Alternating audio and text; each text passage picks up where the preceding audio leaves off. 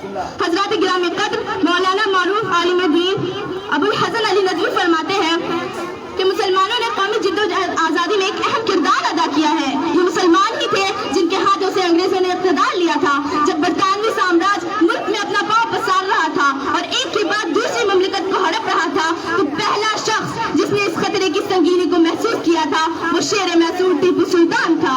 انہوں نے واضح طور پر دیکھا کہ اگر وقت رہتے حریف دشمنوں کے مذموم منصوبوں کو ناکام کرنے کے لیے فیصلہ کن کوشش نہ کی گئی تو وہ پورے ہندوستان کو نگل جائیں گے. اس عزم کے ساتھ انہوں نے اپنی تلوار میان سے نکالی اور ہندوستانی جدوجہد آزادی کی جنگ میں کود پڑے. ٹیپو سلطان دوران جنگ 4 مئی 1799 عیسوی کو شہید ہو گئے.